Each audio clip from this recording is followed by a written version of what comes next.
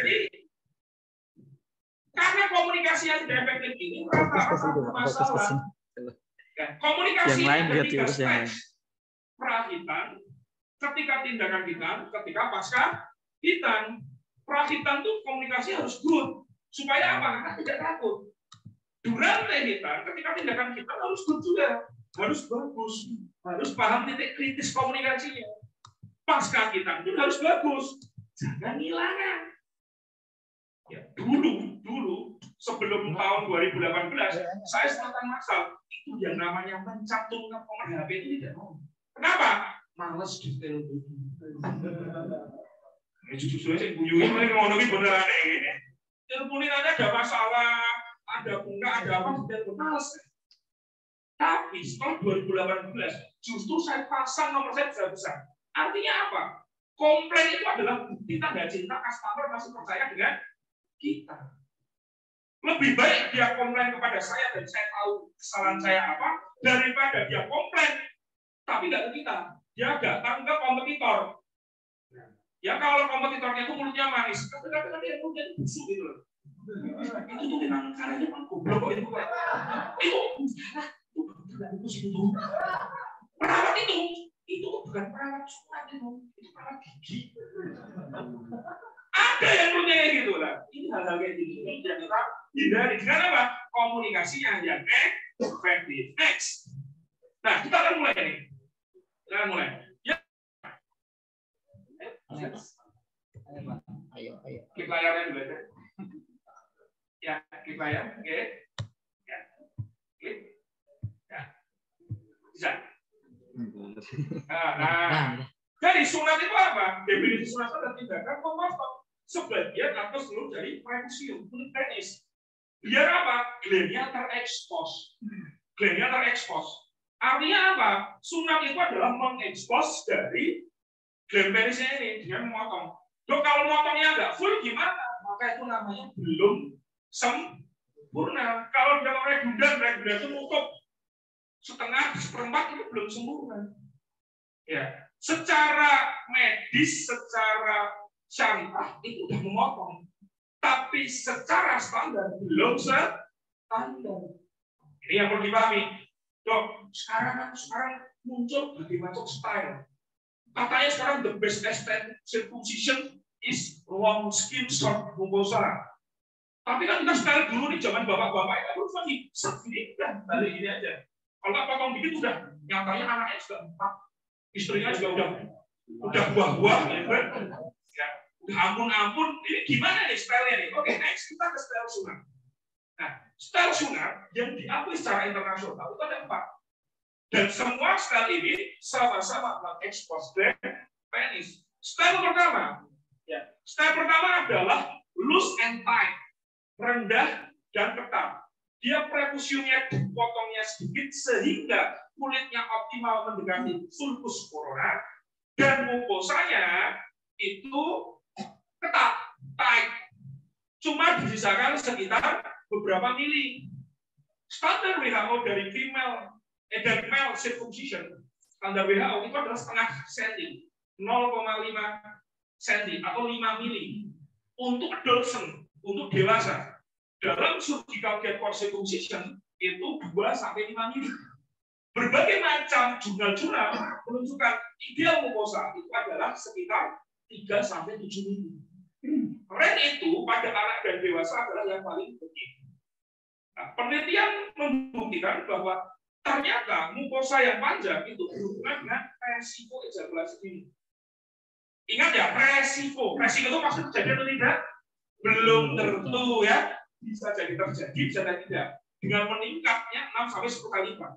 Style kedua, ini adalah ketika ini style pertama ini LSSM ini meminimalisir sensitivitas. Ada style kedua yang dia mukosanya dipanjangin dikit, ya, kulitnya dia pendek, istilahnya short skin long mucosa.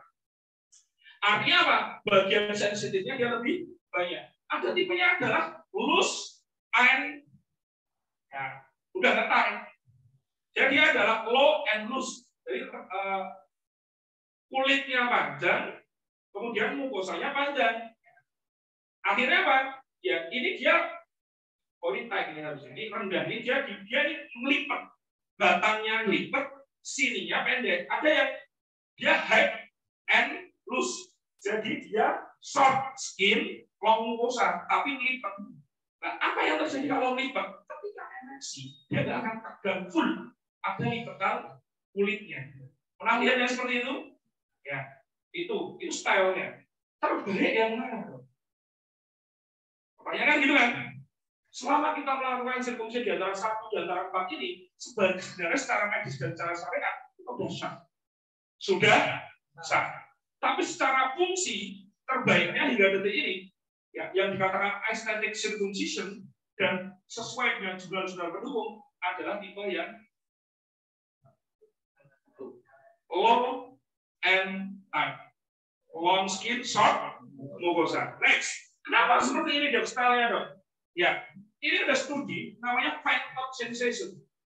Ini studi ini bermata dua. Kalau digunakan di orang-orang luar negeri, mereka menggunakan ini untuk men are not circumcised. Laki-laki itu nggak bisa disirkumsisi. Kenapa? Karena menghilangkan sensasi. Enggak. Justru kalau kita pakai data ini, itu adalah peluang bahwa laki-laki itu harus disirkumsisi. Nah, kenapa? Ya, jadi sirkumsisi itu menghilangkan most sensitive part of penis. Bagian sensitif dari penis itu dihilangkan. Kenapa kalau dihilangkan? Berarti kita kalau hubungan intim dia nggak akan teksturnya, kenikmatannya nggak akan naik lagi. Kita lihat next.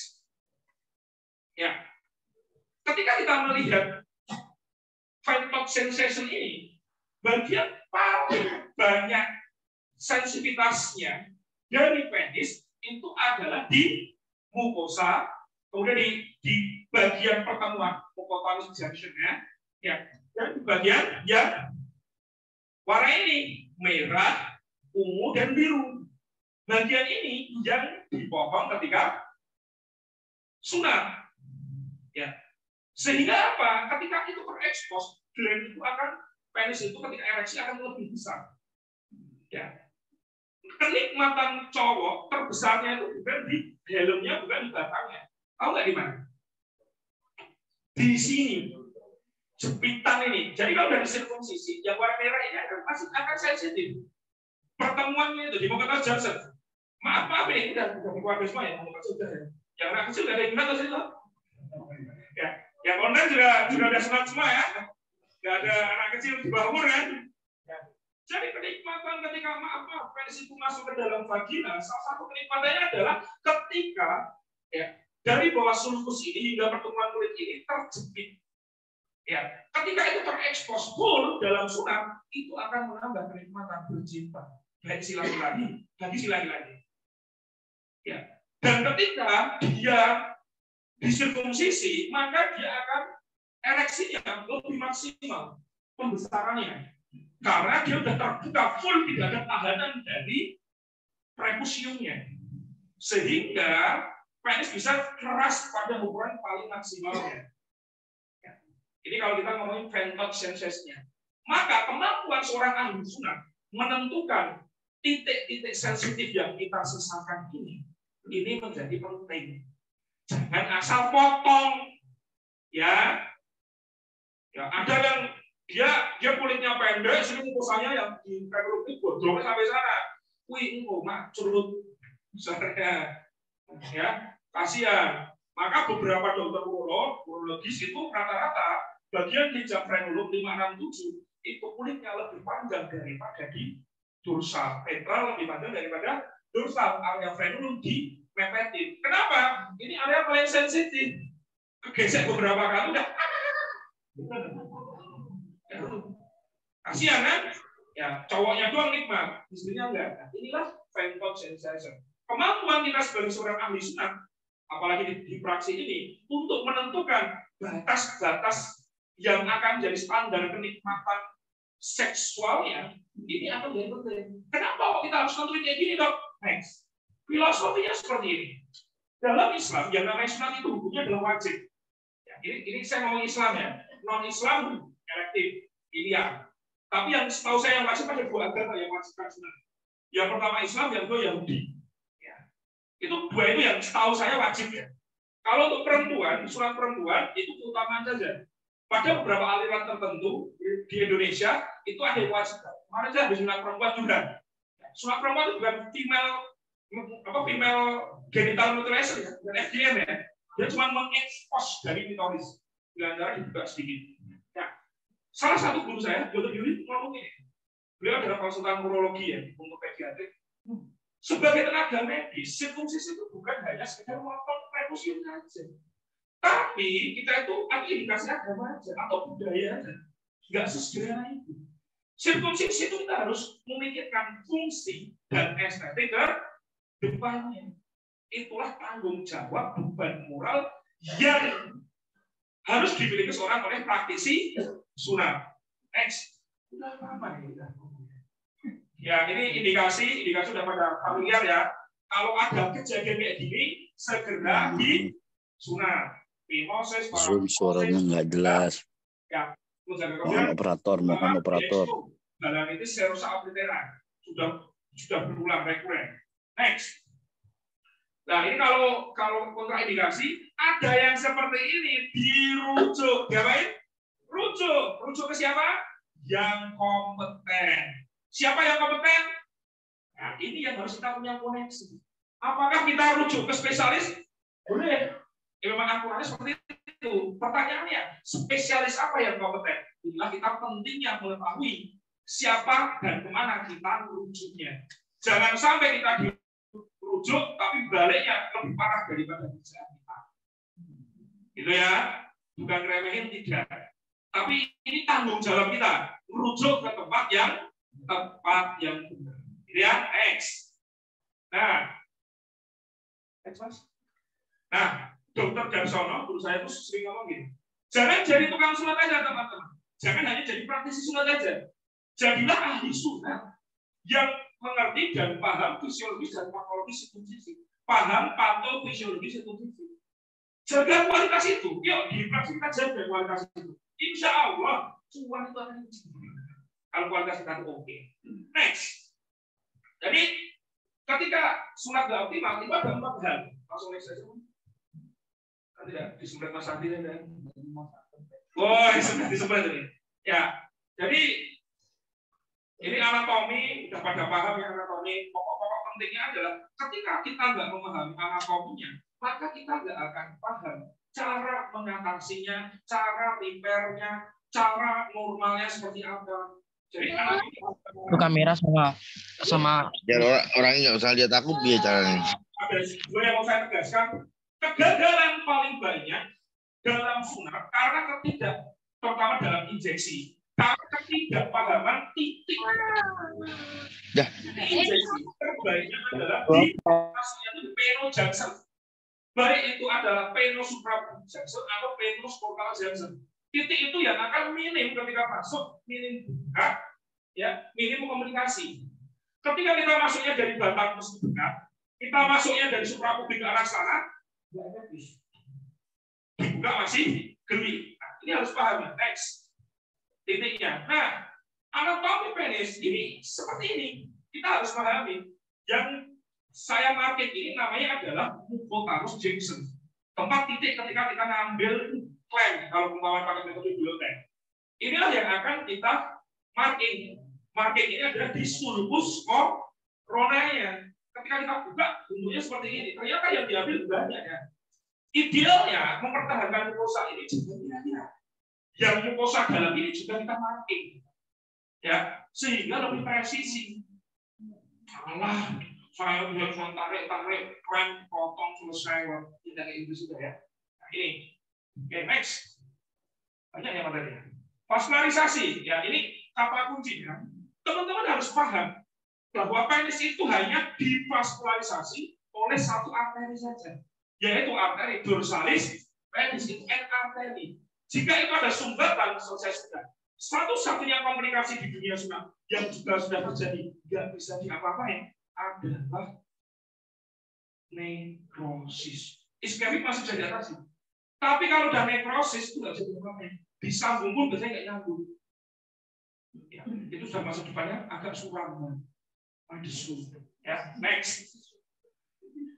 Nah, inervasi penis pun diinervasi oleh nervus dorsalis penis yang merupakan cabang dari nervus pudendus. Ya. Nah, maka kita harus memahami kadang ada variasi dari saraf yang dia itu nggak cuma dorsalis penis ini, sehingga paling ada garis frontalis anterior, apa genitofemoralis. Kata-katanya gini, intinya kalau kita nyurap, kok anaknya nganceng, masih berdiri, artinya ada saraf yang belum terblok sempurna. Atau yang kedua, dia kandung kencingnya penuh. Karena ketika kandungnya kencing penuh, nervus ischiadus ataupun genitofemoralis yang lainnya akan juga serabutnya itu juga merangsang terjadinya ereksi. Kok bisa dong next? Tinggal berapa slide lagi, Mas? Oh masih lama. Ini jangan, harus dimarahin ya. 30 menit lagi. Histologinya ini. Jadi ketika kita masuknya bius itu sini di fascia bag. Kalau masuknya di fascia dartos bengkak. Nah, ini ada 5 lapis ya. Ini udah pada paham lah histologi. Next. Ini ketika ada rangsangan berarti ada seksual arousal. Dia akan arterialnya akan relaksasi sehingga dia akan ereksi. Artinya apa? Kita belum sempurna. Atau ketika penis semuanya habis dibius, kok dia masih rasa dibuka? Ada yang gitu? Ada. Kenapa seperti itu? Bius kita belum sempurna. Sebagai seorang ahli sunat, jangan dulu disempurnakan dulu. Jangan lagi, Allah itu cuma beli saja, tahan, laki-laki kok nggak tahan. Ini boleh tak habis. Ini lorok bos, biusnya belum sempurna. Tunggu dulu. Standar internasional untuk waktu tunggu setelah bius adalah 5 menit. Itu standar internasional. Oke, next. Ya, ingat teman-teman, proses substitusi ada 6. Ingat, masing-masing tindakan fisiologis pada setiap titik ini akan menyebabkan komplikasi sehingga lakukan dengan baik dan benar. Kita paham fisiologisnya, kita paham patologisnya, paham akibatnya. Next. Akibatnya apa? Ini semua dari urea ini nanti bisa dibaca ya, karena waktu sudah habis. Malah. Ini masing-masing yang kuning ini hasil akhirnya. Patofisiologinya seperti ini dan timbul. Bagaimana timbul edema, bagaimana timbul eritema, bagaimana timbul komponen-komponen komplikasi lainnya, itu adalah hal-hal yang disebabkan oleh pemotongan. Baik primer ataupun sekunder. Di dunia substitusi ada 2 metode, primer atau sekunder. Primer kita potong, sekunder kita biarkan nekrotik atau nekrotesis sistem. Ya, pakai kalau pakai ring yang masih tali, atau kalau pakai sunatron, TNR, TN-rod, atau pakai teknopel yang berpasang, itu nekrotesis. Yang perlu dipahami, ingat, luka primer lebih cepat sembuh daripada luka sekunder. Karena ketika luka sekunder nekrotik dia lepas nekrotiknya, dia akan menjadi luka primer lagi. Paham logikanya? Ya. Jadi jangan overclaiming kita sudah. Ya. Ini akan lebih cepat daripada kita pakai kontak juga. Belum tentu. Tergantung teknik kita. Tekniknya gimana? Next. Ya, kita harus memahami. Ini termosubsidi kita lewatin aja ya. Kita boleh paham ya. Intinya kalau ada teman-teman yang makanya S atau termokotor harus pahami patofisiologi luka bakar. Intinya luka bakar akan menyebabkan gejala-gejala ini. Jangan sampai menjadi luka bakar derajat 2 ke atas. Ditandai dengan apa? Bulat. Kalau muncul bulat, artinya apa? Counter kita kepanasan atau SU kita voltnya, powernya terlalu besar. Bisa dipahami ya? Next. Cooling teknik, ini penelitian saya. Penelitian saya bagaimana mengurangi efek bengkak dan efek nyeri itu dengan cooling teknik. Tapi efektivitasnya cuma 30%. Ya, dipakai boleh nggak apa-apa.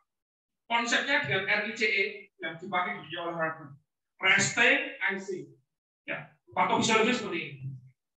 Nah, teman-teman semuanya, 80% masalah sunat terkait dengan wound healing. Yang perlu kita pahami bahwa yang namanya 4 fase wound healing ini masing-masing jalannya simultan.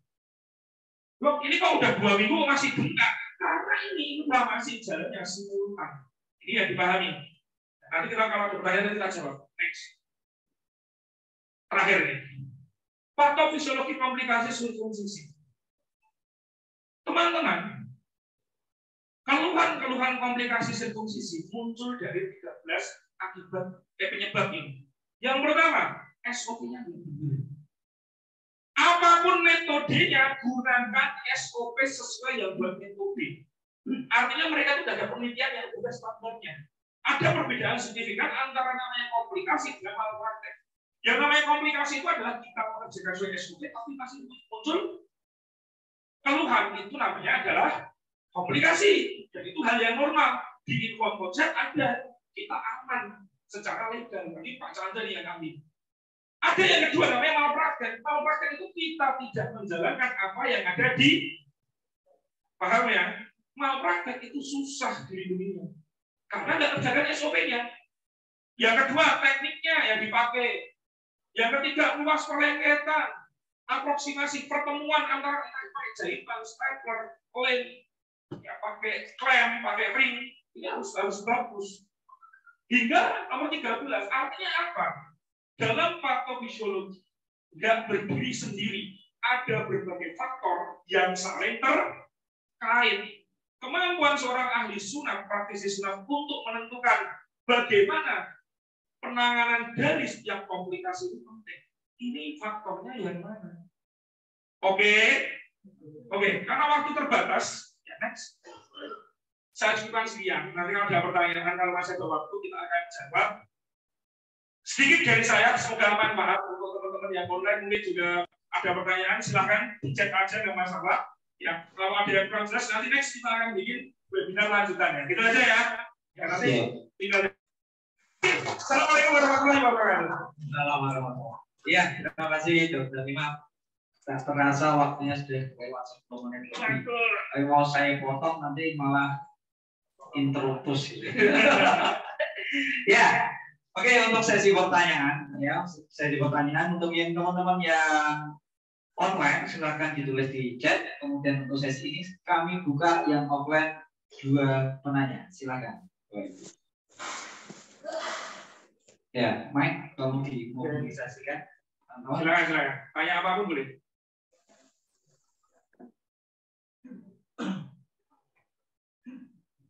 Bismillahirrahmanirrahim. Assalamualaikum warahmatullahi wabarakatuh. Perkenalkan, saya Rafiq dari Bogor.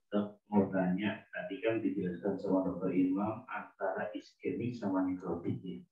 Nah, kalau iskemik masih bisa dipertahankan, kalau nekrotik udah wassalamualaikum. Nah, biasanya itu kalau iskemik itu karena penyebabnya apa, nekrotik penyebabnya apa? Oke, terima kasih. Iya. Langsung satu langsung dibahas ya dok. Oke, silakan. Oke. Ada 6 penyebab iskemik, ya. Ada 6 penyebab iskemik dan ada 1 penyebab pasti nekrotik. Ya. 6 penyebab iskemik. Yang pertama adalah arteri injuris. Jadi ketika kita nusuk pakai jarum atau pakai NFI, atau NFI paling sering yang menyebabkan arteri injuris adalah 3 Madajet, Dermajet, Superjet. Karena itu tekanannya PS-nya kuat, maka ikuti SOP-nya. Salah posisinya aja. Teman-teman pernah nyoba belum? Kalau di jam 5 ke arah jam 7 itu pakai Madajet, Superjet atau Dermajet, itu tembus loh.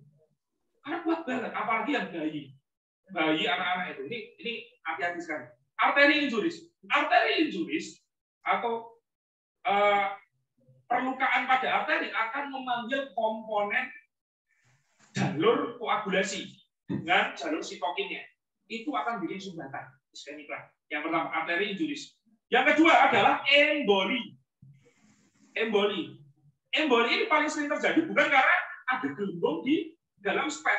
Paling sering terjadi dari penelitian yang sudah ada. Paling banyak terjadi emboli ini adalah karena gelembung udara yang ada di jarum, di needle. Sehingga kalau kita habis injeksi itu dikeluarin injeksinya itu cairannya benar-benar sampai ada cairan keluar dari ujung needle-nya. Paling sering itu. Dan jangan lupa diaspirasi. Seringnya udah gitu masuk langsung tidak diaspirasi terlebih dahulu. Yang kedua apa? Emboli. Yang ketiga adalah vasoconstriction effect of drug. Jadi efek vasokonstriksi dari obat, terutama di arteri, terutama penggunaan adalah lidocaine compositum ataupun cairan yang mengandung epinefrin. Nah, merek yang sering kita pakai PHKin. Nah, terus gimana dok? Kita encerkan ngatasinya. dikurangi rasionya, jangan murni. Terutama untuk anak 5 tahun ke bawah.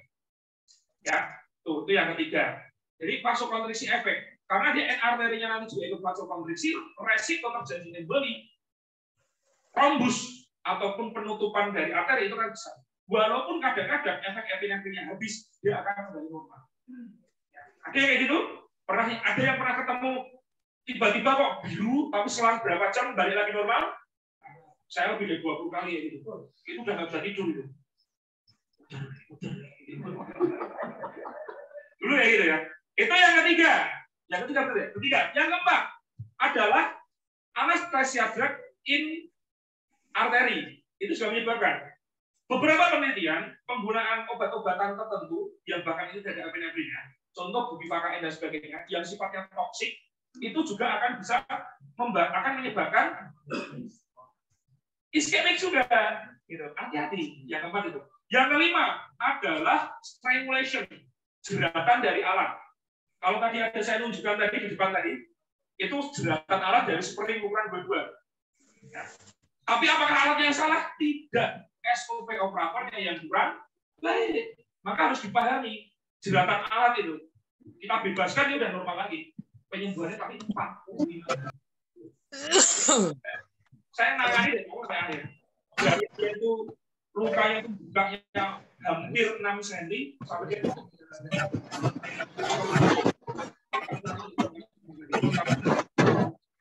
yang terakhir, yang keenam, dressing. Karena balukan yang terlalu ketat. Dia habis lihatnya itu baik di dressing, dibalut, tapi balutnya kenceng banget. Ini bikin iskemik.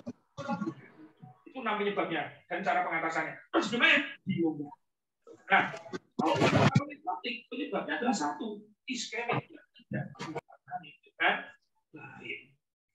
Penyebabnya bisa apa? Infeksi bisa, 6 tadi bisa, macam-macam. Itu ya, Pak Rofik, clear? Iya, terima kasih dokter. Lanjut gantian ke online. Online dulu, oke. Ya, jadi ini dari Pak Solikin Kalimantan. Waduh, dari Kalimantan. Kalimantan, baik. Kita beri close dulu dong dari Kalimantan.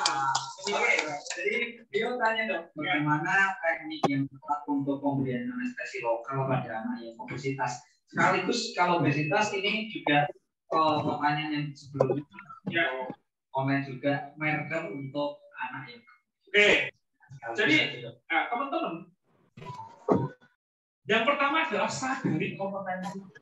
Itu dulu yang paling penting. Sebelum saya jawab itu. Artinya kita tuh mampu tuh enggak? Kalau berani jangan takut-takut, kalau takut jangan berani-berani. Itu dulu yang pertama. Ya. Kalau kita memang pernah mendapatkan kasus, pernah melihat ikut pelatihannya dan paham, nggak masalah. Tapi sebelum kita melakukan itu, kan pastikan dulu ini adalah sirkumsisi normal. Sirkumsisi normal, bukan burit. Nah, kalau ini gemuknya burit, lucut, titik. Masalahnya teman-teman menganggap semua yang gemuk itu normal. Padahal kebanyakan burit. Cara diagnosisnya gimana dok? Dalam kondisi berdiri ataupun terlentang, dia glandnya teraba nggak? Kalau glandnya tidak teraba, pasti burit. Entah itu primer ataupun sekunder.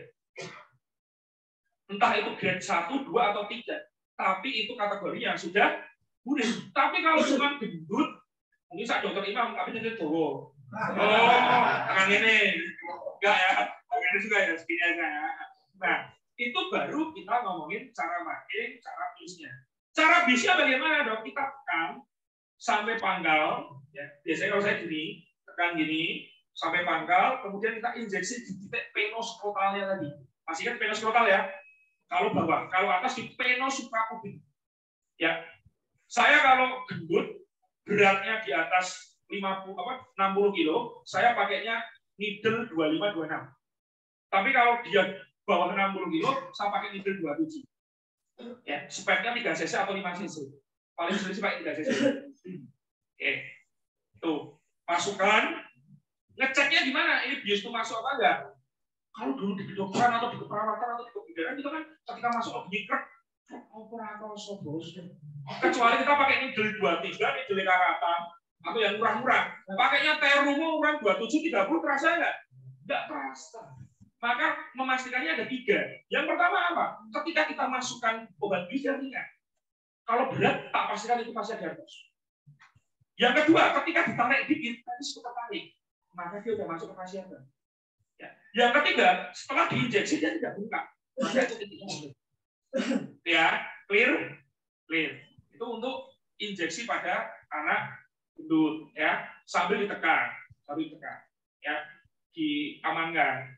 Jadi tekan mentok sampai ke os pubisnya itu, baru kita injeksi. Itu paling tepat. Ya. Oke. Yang kedua marking. Cara markingnya pada anak gemuk gimana, Dok? Kalau kita tekan mentok, kemudian kita di marking di sulkusnya, nanti dia apa namanya? Dia nanti nutup lagi redundan. Itu berarti burit, bos. Kalau dia gemuk, penis normal, sama. Kita tekan, mentok, kemudian kita tandai di sulcus coronanya. Itu seperti itu. Kalau dia balik, berarti kita kemampuan diagnosisnya belum benar.